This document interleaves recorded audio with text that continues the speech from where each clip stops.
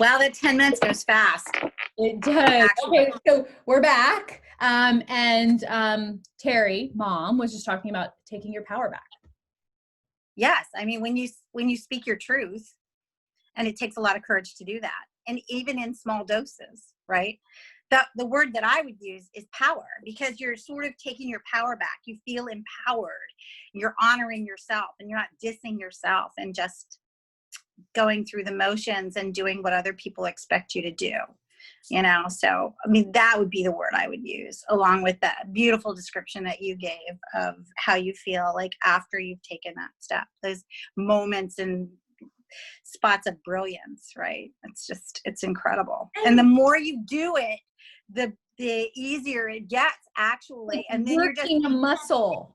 And then then you find yourself in this space of flow, right? And then almost everything you're doing is with authenticity. Absolutely. And like, who are we and how are we engaging in the world if we are not expressing our truth fully? What are our relationships with others? What is our relationship with the world, with the collective, with our journey and our experience in the world? If we are not expressing truly, if we are not expressing and being our authentic selves, what the fuck are we doing? What is that saying? What is that saying about playing small? Is that saying like what we're more afraid of the light in us? What is that? What is that? Marianne Williamson quote. Yeah. What is that? I'm gonna look it up. I love that one. That's actually really appropriate for right now. And it's a good reminder for us too. Yeah, I love that one. Our deepest fear is not that we are... That's it. Okay, our deepest fear is not that we are inadequate. Our deepest fear is that we are powerful beyond measure. Yeah. It's our light, not our darkness, that most frightens us. We ask ourselves, who am I to be brilliant, gorgeous, talented, fabulous? Yeah. Who are you not to be? Yeah, exactly. God, your playing small does not serve the world. There is nothing enlightened about shrinking so that other people won't feel insecure around you. We are all meant to shine as children do. We were born to make manifest the glory of God that is within us. It's not just in some of us, it's in everyone. And as we let our own light shine, we unconsciously give other people permission to yes. shine. As we are liberated from our own fear, our presence automatically liberates others. That always gives me like the warrior chills. Like that's actually so appropriate for right now for this conversation too. And it's a beautiful reminder for me and you and anybody who might hear that, it so is. And the time now, like we've talked about this too, like this phase that humanity is going through, like the legit, all right, let's just say this out loud. The Jack in the Box is broken. you can't keep pushing it down anymore, right? Whatever's going on inside of you is somehow going to show itself. And it's actually a gift. It's a beautiful gift to be able to see that. There's no Band-Aids. There's no Jack in the Boxes.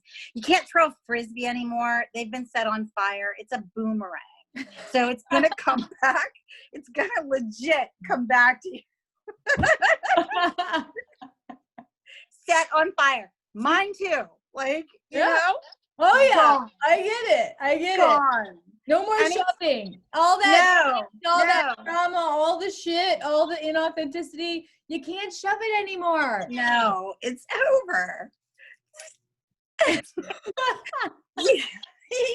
You can choose to ignore it if you want to. And like I do it too. Sometimes I still try to shove stuff in my back pocket and don't deal with it, right? But it doesn't matter. It still finds a way to creep back up. I'm dealing with this right now. Right, exactly. I avoid. None of the avoidance works any. Yeah. It's like the universe is like calling us and like forcing us to be authentic, a new way. Well, a true way of being. No more bullshit, basically. Right, exactly. And Jack in the box is broken. the Jack in the Box is broken. You can't right. shove anything anymore. No more, no more. Mask. It also reminds me of that one real estate show we did together. There was a couple of them we did together, but this one in particular, where we were talking about saying no to certain things that you knew didn't serve you, and how much strength and courage you've got this beautiful opportunity sitting in front of you, right? And you scan your system and it doesn't resonate. It looks so good on the surface, but something inside of you is saying that's not the way you should go. And then to say no to that and look at something else, or just step back and do nothing, that's so much power too. That's also an amazing example of being authentic and true to yourself in the journey, where somebody else might not understand any of that, but it's your journey, right? So if you're leaning in. That's why we have learned not to judge anything. And I know, because not to judge self, not to judge another, not to ask anything of another that's not authentic to them, because we get it. The journey is, everyone's journey is perfectly divine in their own time. And even if something happens that you don't like or doesn't feel good, what within you needs to be cleared or changed or transmuted or alchemized, if you have resistance to that, because they are beautiful, right? Their journey is beautiful, right? Nothing right or wrong. I think the only thing wrong is not being true to the heart, not being true to yourself and who you are. That is the greatest. I mean, if we look at the Bible, right? The greatest sin, like, what is sin? I was just going to say that. Isn't it like denying God or something? You froze, babe. Uh-oh. Can you hear me now? I can hear you. You just froze. You're frozen. Okay, whatever. Now you're back. Now it's not. Now it's not. But like, and the Bible has been shared in a way that I don't think is necessarily exactly as, like, at least how I'm experiencing it, right? And so the sin, the greatest sin, is if God is within all of us, if we have that creator spirit, if we are God, if we are creators. You can't hear me? Can't hear you. Then hopefully they can hear me here. Then we are, there you go.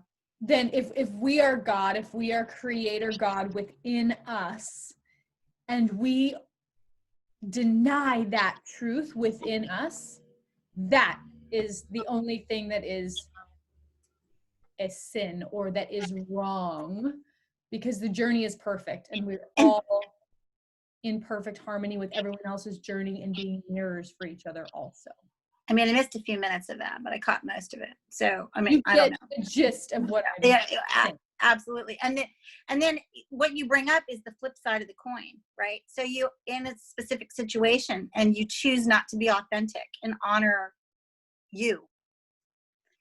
Then what happens? Then that's pain. That creates pain. So it's, even the vulnerability and how challenging it is, if you feel like you need to speak, you feel like you need to take action to honor what's going on inside of you, then do it. Absolutely. Yeah, exactly. This felt like such a powerful conversation, and it is a powerful conversation, and feeling very relevant right now, as we all are forced to go in quarantine and within, and like figuring out are we in quarantine? True. I'm not in quarantine. What is real true for us? So I think this is a perfect stopping point time-wise. Absolutely. And so grateful to have been able to spend this time with you, Mama. I know. It's so good to see you on your birthday. And yeah, so we'd love to hear your thoughts about what we shared today, and definitely want to engage with all of you and hear your journeys and your journey specifically when it comes to authenticity and your thoughts around this. So sending you all Right. so much love, and see you soon. Bye for now. Bye.